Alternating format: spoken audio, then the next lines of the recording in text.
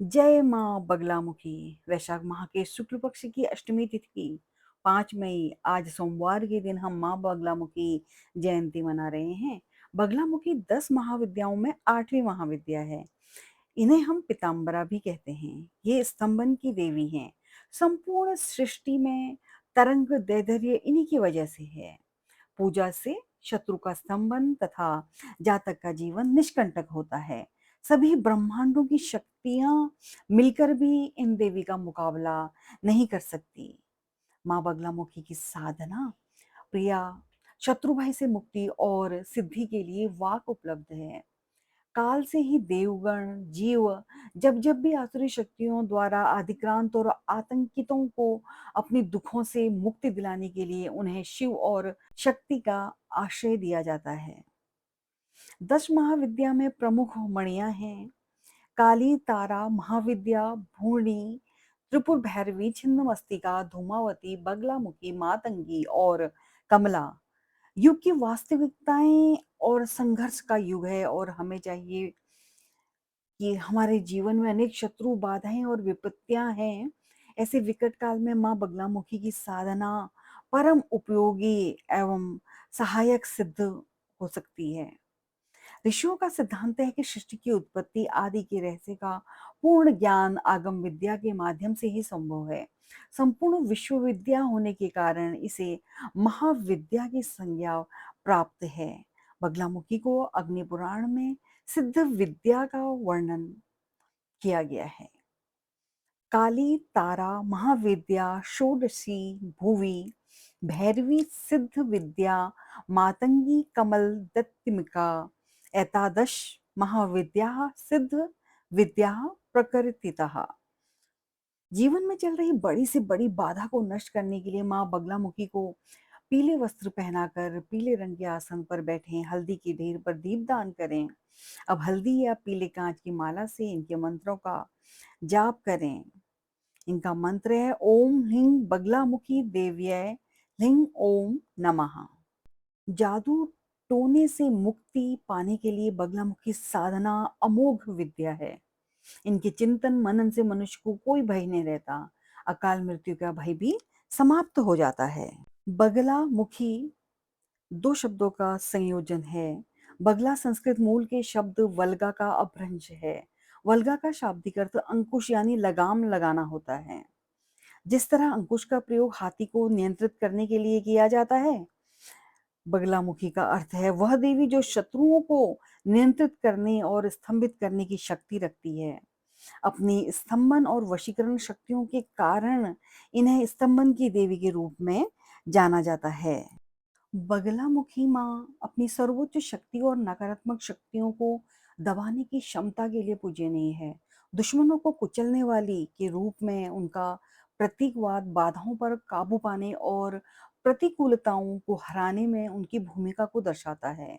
देवी का संबंध पीले रंग से है जो उनकी चमक और शक्ति का प्रतिनिधित्व करता है।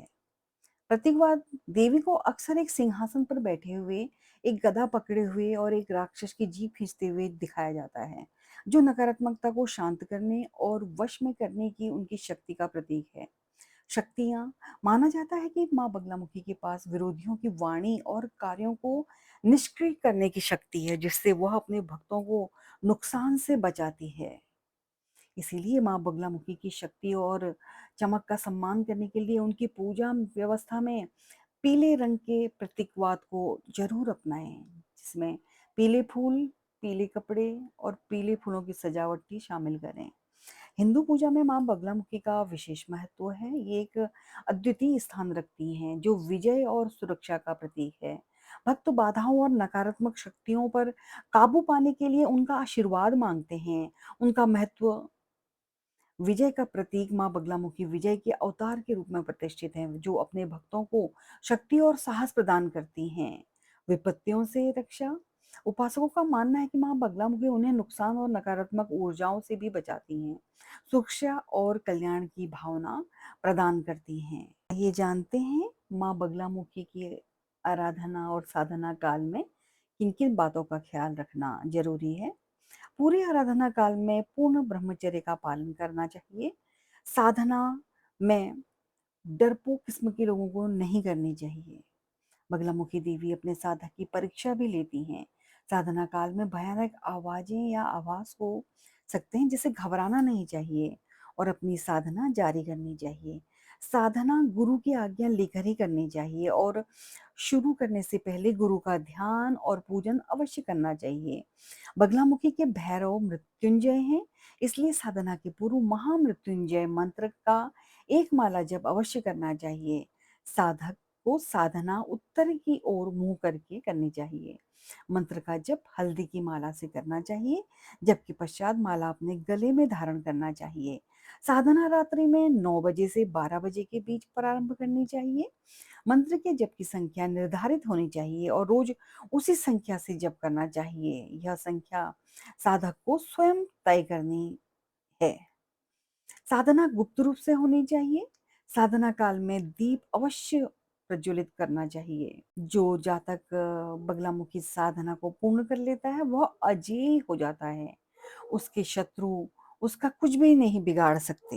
इस दिन भक्त हनुमान जी, शनि और शिव जी की आराधना भी करते हैं बगलामुखी देवी साधना में, जिससे उनको अपनी पूजा का पूर्ण फल प्राप्त होता है।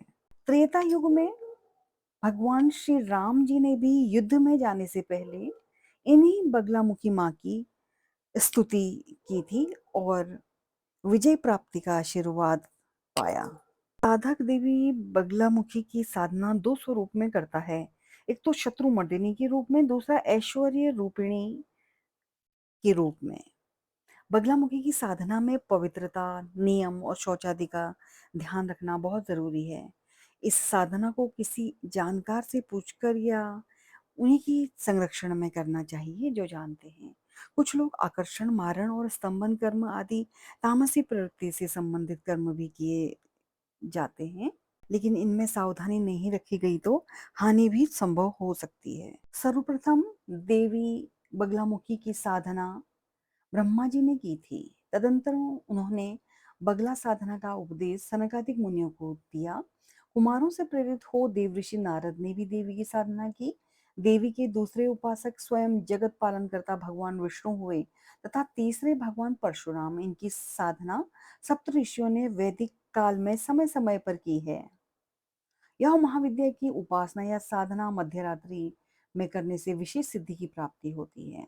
इनकी भैरव महाकाल हैं। माँ बगलामुखी स्तंभव शक्ति की अधिष्ठात्री हैं, तभी तो इनका नाम पीताम्बरा भी है। इसलिए इनके पूजन में पीले रंग की सामग्री का उपयोग सबसे अधिक करें।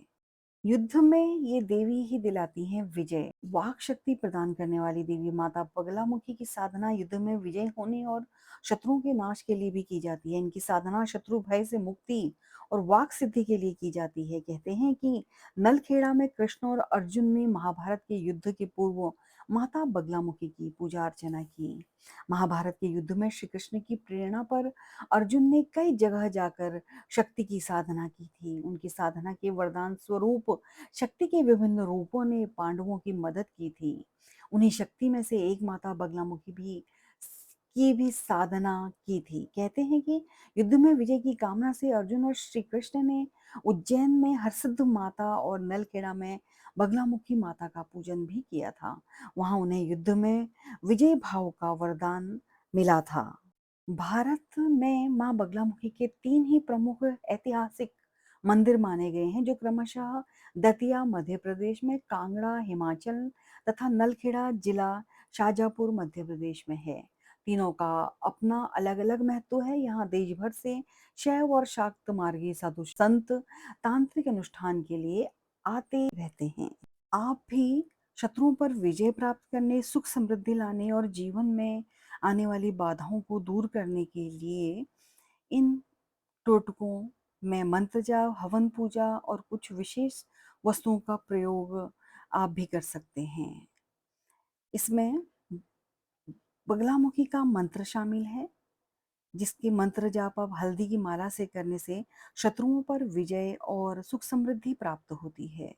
अशोक के पत्ते, कनेर के पुष्प, तिल, दूध मिश्रित चावल से हवन करने से संतान की प्राप्ति होती है, जबकि चंपा के पुष्प से हवन करने से अत्यधिक धन की प्राप्ति होती है। बगलामुखी माता को पीले रंग के वस्त्र, आसन और फल और भोग अर्पित करने से माता रानी बेहद प्रसन्न होती हैं और आशीर्वाद देती हैं। पीली सरसों, सेंधा नमक और लाल मिर्च कपड़े में बांधकर बच्चे के सिर से अगर 8 बार घुमाने से बुरी नजर का प्रभाव दूर हो जाता है।